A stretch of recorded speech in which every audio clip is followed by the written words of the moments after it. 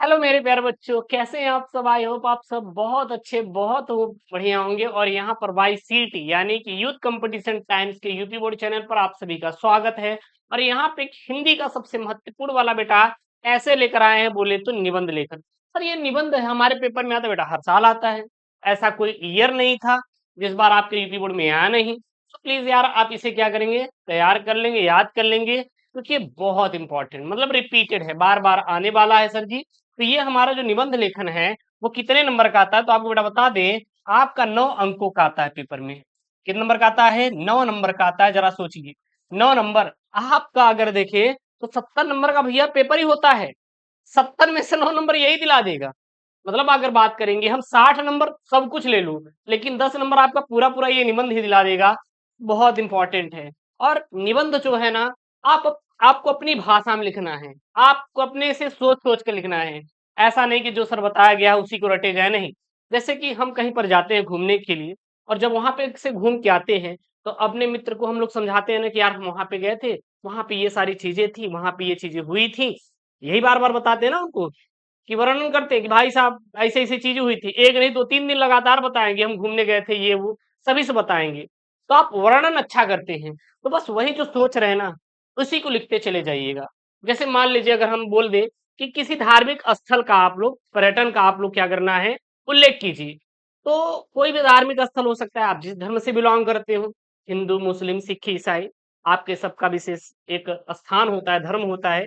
जैसे हम ले लेते हैं मान लीजिए बनारस का, ना हो अयोध्या का ले लेते हैं। अब अयोध्या के बारे में सब कुछ लिख देना, भाई इस रास्ते से गए थे, यहाँ पे ये सुविधाएं थी, ऐसे ऐसे दर्शन किए थे, कुछ लिखिए, लेकिन लिखिए जरूर। महाकुंभ पे उठा के लिख दीजिए, मैहर पर उठा के लिख दीजिए। मतलब कोई कोई धार्मिक स्थल, मतलब कोई धार्मिक, मतलब कोई धर्म से जुड़ा हुआ, आप जिस धर्म से बिलोंग हो, किसी के बारे में लिख दीजिए। मस्जिद के बारे में लिख सकते हैं आप, अगर जिस धर्म से हो, ठीक है ना, कोई दिक्कत नहीं। गुरुद्वारे के बारे में लिख सकते हैं, लेकिन आपको लिखना है, सोच सोच के लिखना है।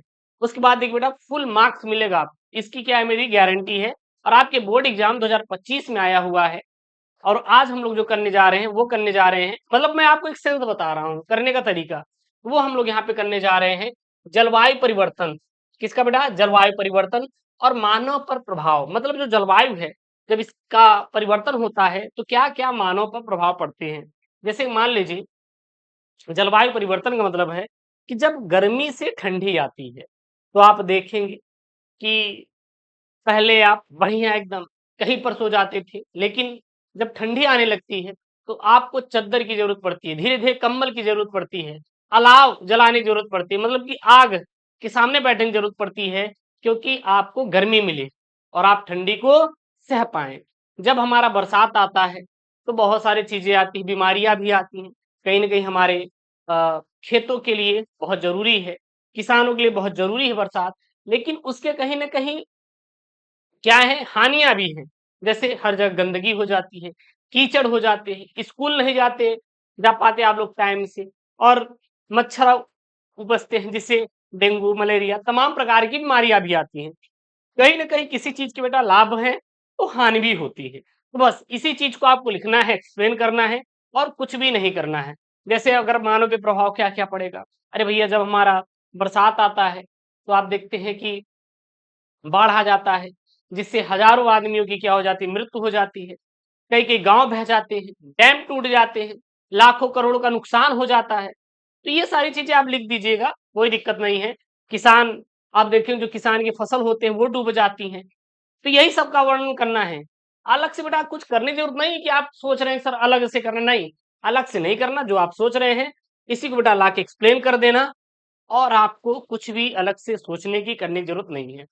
तो चलिए करना शुरू करते हैं। जलवायु परिवर्तन और मानव पर प्रभाव इंपॉर्टेंट है, क्लास 10th का हिंदी का, तो याद कर लीजिएगा ना। चलिए, शास्त्र कहते हैं कि भविष्य में क्या होने वाला है यह परम पिता ब्रह्मा के अलावा कोई भी नहीं जानता, और इंसान के हाथ में सिर्फ भविष्य बनाने का प्रयास मात्र है। परंतु मौजूदा परिस्थितियों की दूरबीन से भविष्य की जो दृश्य नजर आता है वह न सिर्फ डराने वाला है, बल्कि मनुष्यों तथा जीव जंतुओं के साथ संपूर्ण पृथ्वी के अस्तित्व पर बड़ा प्रश्न चिन्ह भी लगाता है। मतलब आप कह सकते हैं कि कल को क्या होने वाला हमें क्या पता, लेकिन लोग यही बोलते हैं कि जो कल होने वाला है वो ब्रह्मा जानते हैं, भगवान जानते हैं। किसी को नहीं पता कि आज मौसम कैसा है, कल को बूढ़ा आ जाए भैया, बाढ़ आ जाए, सब डूब जाए, है कि नहीं?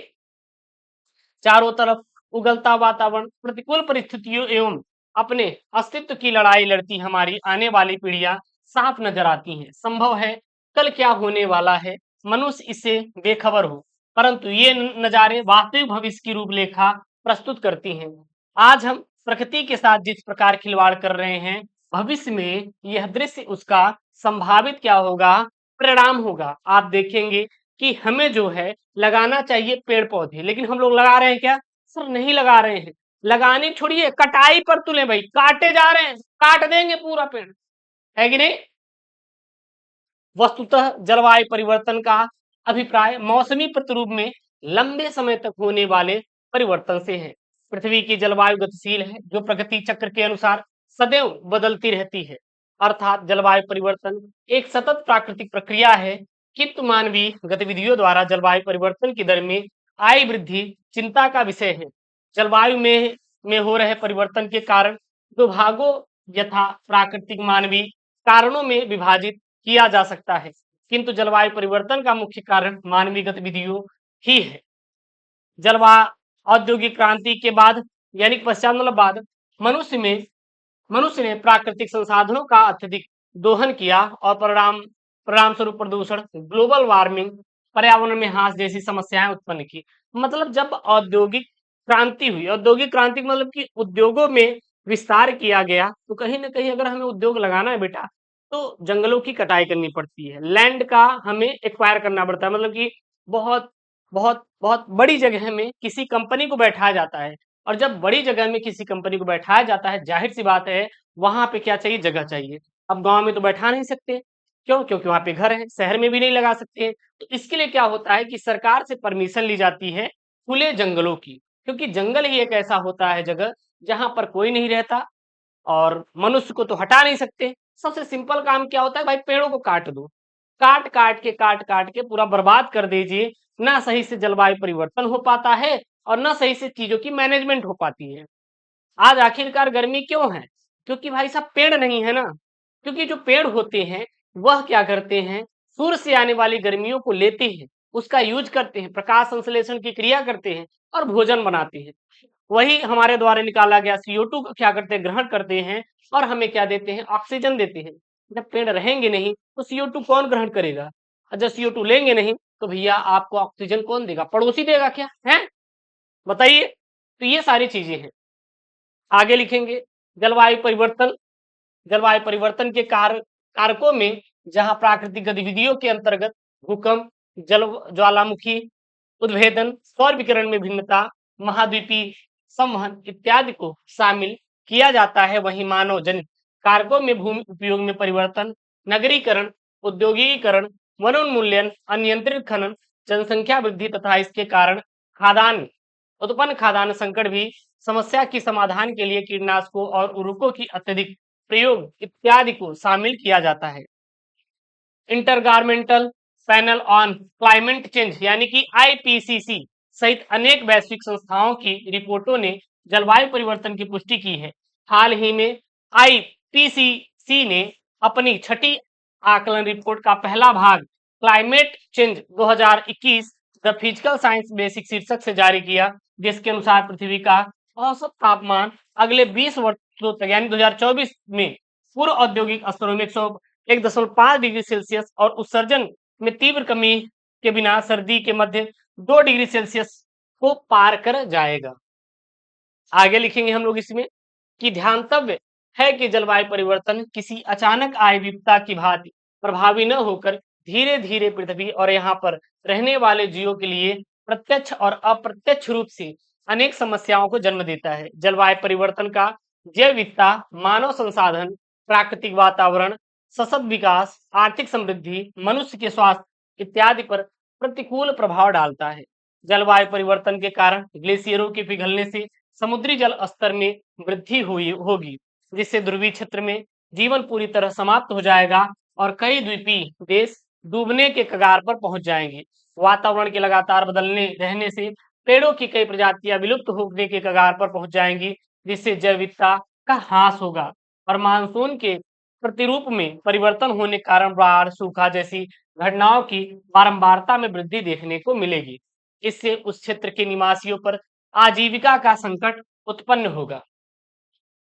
इसी क्रम में जलवायु परिवर्तन के कारण कृषि उत्पादन पर भी प्रतिकूल प्रभाव पड़ेगा और फलतः विश्व में बढ़ती हुई जनसंख्या के लिए खाद्यान्न उत्पादन का भी संकट उत्पन्न होगा। खाद्यान्न संकट के कारण व्यक्तियों में कटुता और हिंसा जैसी भावना उत्पन्न होगी, जो मानवीय मूल्यों के ह्रास का कारण बनेगी। मतलब कि उसका बेटा क्या होगा, दुष्परिणाम सामने निकल के आएंगे। जब खाना रहेगा नहीं, भोजन रहेगा नहीं, तो आप किसी का छीन कर खाओगे, चाहे पड़ोसी का छीन कर खाइए या किसी और का छीन कर खाइए। हाँ, जलवायु परिवर्तन के कारण विभिन्न प्रकार की स्वास्थ्य संबंधी समस्याएं जैसे संक्रामक रोग, श्वसन संबंधित रोग, विषाक्तता, मानसिक रोग इत्यादि उत्पन्न होंगे, जिसके कारण मानव की क्षमता और उसकी कार्य कुशलता पर भी विपरीत प्रभाव पड़ेगा। इसके अतिरिक्त विकासशील देशों की अर्थव्यवस्था के समक्ष जलवायु संकट से गंभीर समस्या उत्पन्न होगी, क्योंकि इसे किसी अर्थव्यवस्था पर प्रतिकूल प्रभाव पड़ेगा। जलवायु परिवर्तन की बढ़ती समस्या के समाधान के लिए राष्ट्रीय और अंतर्राष्ट्रीय स्तर पर विभिन्न प्रयास किए जा रहे हैं और इस विषय में बहुत सी योजनाएं, नीतियां एवं सम्मेलनों का भी आयोजन किया जा रहा है, ताकि आने वाली पीढ़ी को जलवायु परिवर्तन से होने वाले गंभीर परिणामों से सुरक्षित रखा जा सके। जैसे कि किगाली समझौता, मॉन्ट्रियल प्रोटोकॉल, क्योटो प्रोटोकॉल, रियो पृथ्वी सम्मेलन, यूएनपी की स्थापना, यूएनएफसीसी की स्थापना इत्यादि। आज आवश्यकता है कि इस सम्मेलनों में हुए समझौते और उनके द्वारा बनाई गई नीतियों का प्रभावी क्रियान्वयन किया जाए। वर्तमान समय में कई विकसित देश जैसे अपनी पर्यावरण संबंधित जिम्मेदारियों से पीछे हट रहे हैं। हालांकि जलवायु परिवर्तन की समस्या का समाधान असंभव नहीं है। अगर हम लक्ष्य की प्राप्ति के लिए एकाग्रचित व सत्यनिष्ठा के साथ आगे बढ़े तो हमें सफलता अवश्य मिलेगी। आगे लिखेंगे बेटा निष्कर्ष। निष्कर्ष मतलब पूरा निचोड़ कि कैसे हम लोग इसको बचा सकते हैं, कैसे आगे अपने जीवन में बढ़ सकते हैं। तो जलवायु परिवर्तन का संभावित परिणाम संपूर्ण मानव सभ्यता के अंत के रूप में प्रतिफलित होता दिखाई दे रहा है। अब समय आ गया है कि हम अपनी आंखें खोलें और प्रकृति के प्रति अपनी जिम्मेदारी समझें और वनों की कटाई पर रोक लगाएं। नवीनकरणीय ऊर्जा स्रोतों के उपयोग को बढ़ावा दें, ताकि आने वाली पीढ़ियों को जब हम यह प्राकृतिक सौंप कर जाए तो वायु उनके सांस लेने के लायक हो, भूमि उनके रहने के लायक हो और जल उनके पीने के लायक हो। प्रकृति का संरक्षण मानव अस्तित्व का संरक्षण है और प्राकृतिक के साथ हमें प्राचीन सहचर्य मूलक व्यवस्था को स्थापित करना होगा। तभी हम जलवायु परिवर्तन के संभावित परिणामों को घटित होने से रोक सकेंगे और पृथ्वी को पुनः मानव में अनुकूल बना सकेंगे। तो ये रहा आपका बेटा बहुत इंपॉर्टेंट वाला निबंध लेखन, जलवायु परिवर्तन और मानव पर इसका प्रभाव, जो कि आपके यूपी बोर्ड परीक्षा हिंदी में आया हुआ है और इस बार आएगा तो छाप के चले आइएगा। हम ये नहीं कहेंगे आप इसको रटिए, आपको रटना नहीं है, तो सर हमें समझना है। समझ समझ के जब बेटा किसी चीज को लिखेंगे तो आपका वो लिखने का तरीका भी अलग होगा और ढेर सारा वहां लिख भी पाएंगे। और एक बात ध्यान देना, जब भी आप क्लास 10th का जो है हिंदी का पेपर दे रहे हैं तो सबसे पहले आपको वो सब प्रश्न कर लेना है जो कि छोटे-छोटे हैं।